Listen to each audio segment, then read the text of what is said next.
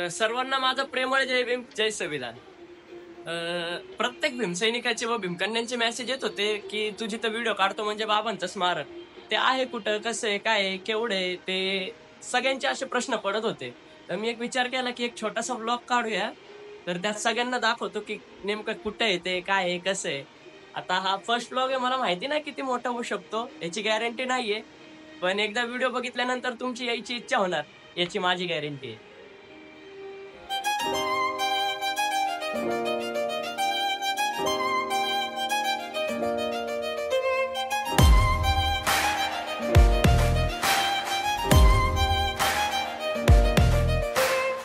तुम्ही एक गोष्ट प्रत्येक भीमसैनिकाकडनं ऐकली असन, आम्ही कुठं गेलो तरी घाबरत नाही, कारण प्रत्येक ठिकाणी आमचा बाप उभा असतो. तर हे खरं आहे बरं का. आता तुम्ही म्हणता कसं, तर हे बघा. दिव्य प्रभरत्न तू, साधू वरदान तू, आद्य कुलभूषण तू, भीमराजा. कुठं गेलं तरी घाबरत नाही. आता हे फक्त माझंच नाही, तर प्रत्येकाच्या मनातल्या भावना आहेत.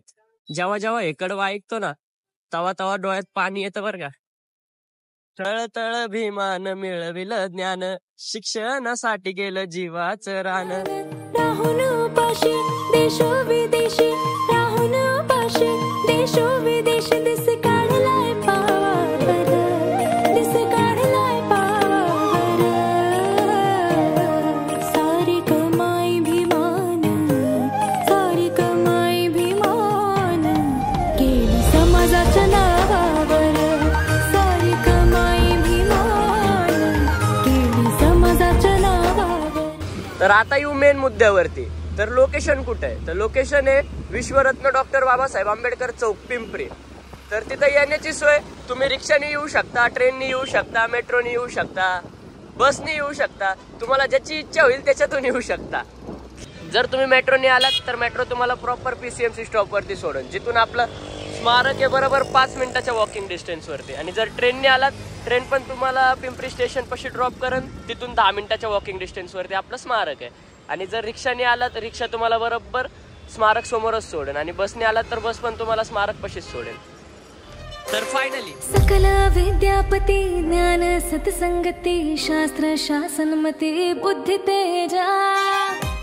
तर फायनली आल्यापासूनच इथे एक वेगळा रुवा यायला सुरू होत, कारण ज्यावेळेस करोडो लोकांच्या जीवनाला सोनं करणारी सही दिसते.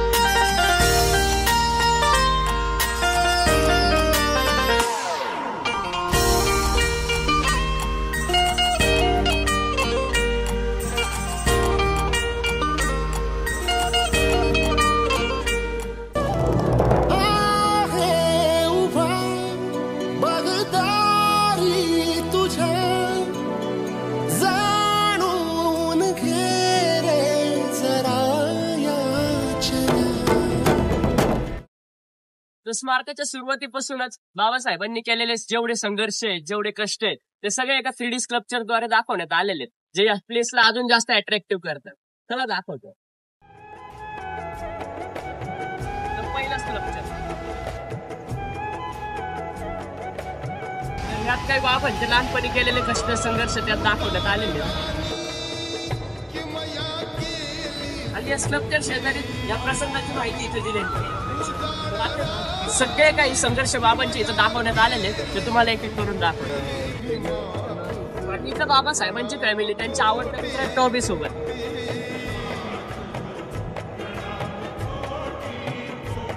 आणि इथून बाबांनी मुखपत्राची स्थापना करून बाबा आपले मुखनायक झाले.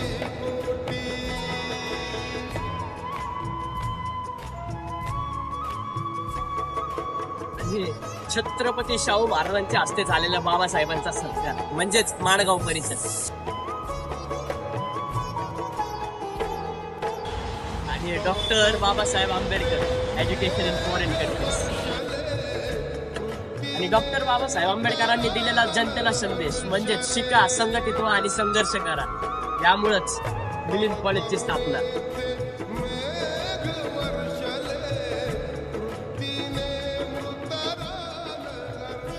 आणि हे राऊंड टेबल कॉन्फरन्स म्हणजेच गोलमेज परिषद, जिथे बाबासाहेबांनी आपले दलितांचे हक्क मांडले.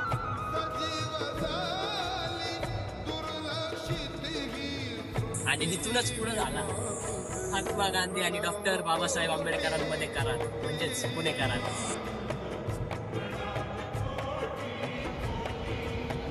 आता सध्या जरा इथं काम चालू आहे, हे लवकरच पूर्ण होईल. तर बघूया आपण मनुस्मृती दहन करताना. आणि इथून वरती जाण्याचा रस्ता आहे पण तो सध्या बंद आहे. नेक्स्ट टाइम जाताना दाखवतो. आणि ज्यावेळेस डॉक्टर बाबासाहेब आंबेडकर भारताच्या पहिल्या राष्ट्रपतींना म्हणजे डॉक्टर राजेंद्र प्रसाद यांना अजंता वेरूळ लेण्या पाहण्यासाठी घेऊन गेले आणि तिथेच गौतम बुद्धांचा इतिहास सांगितला. आता अजून एक महत्वाचं, the meeting of 3 great reformers म्हणजेच 3 महापुरुषांची भेट. ते म्हणजे डॉक्टर बाबासाहेब आंबेडकर, कर्मवीर भाऊराव पाटील आणि संत गाडगे बाबा. आता सर्वात महत्वाचं, डॉक्टर बाबासाहेब आंबेडकरांची कायदे मंत्री पदाची शपथ. आणि पाणी पिण्याची पण सोय केलेली आहे बरं का इथं.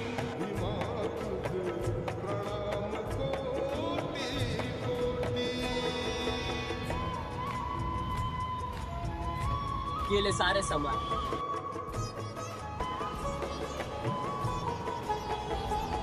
डॉक्टर बाबासाहेब आंबेडकरांच्या पावलाने पावन झालेली धरती म्हणजेच देवरोड बुद्ध विहार, गौतम बुद्धांची मूर्ती स्थापन करतात.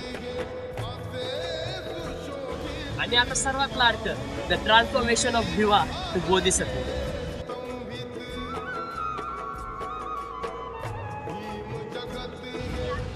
सर्वांच्या डोळ्यात अश्रू समावले. काळ असा आला 6 डिसेंबर 1956 साली डॉक्टर बाबासाहेब आंबेडकरांचा महापरिनिर्वाण झाला.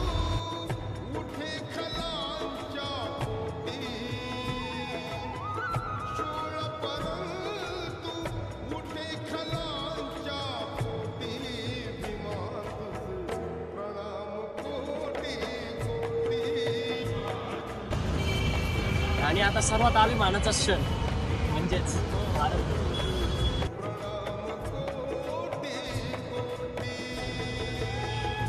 आणि सिक्युरिटी केबिन लोकांच्या हेल्पसाठी. आणि ज्याचा सर्वांना अभिमान ते म्हणजे भारताचा संविधान.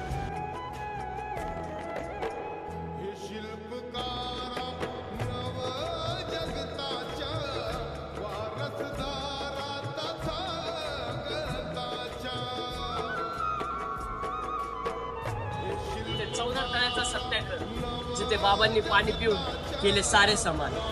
आणि ते काळाराम मंदिर प्रवेश करून मिळून दिले दलितांना पण मान. 2 वर्ष 11 महिने 18 दिवस सोसून बाबांनी भारताला संविधान दिले. आणि तसंच करोडोच्या संख्येत लोकांना बुद्धांचा धम्म दिला. आणि त्यामुळे आज पंचशीलचा झेंडा फडकतो.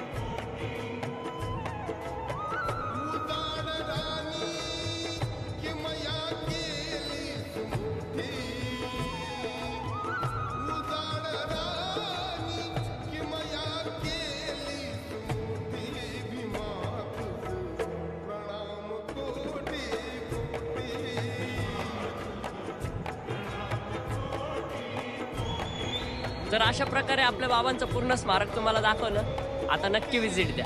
आणि अजून एक गोष्ट, जेवढं स्मारक सकाळी चांगलं दिसतं त्यापेक्षा जास्त अट्रॅक्टिव्ह रात्री दिसतं, कारण लाइटिंग वगैरे पण चालू असते, त्यामुळे अजून एक अट्रॅक्टिव्हनेस येतो.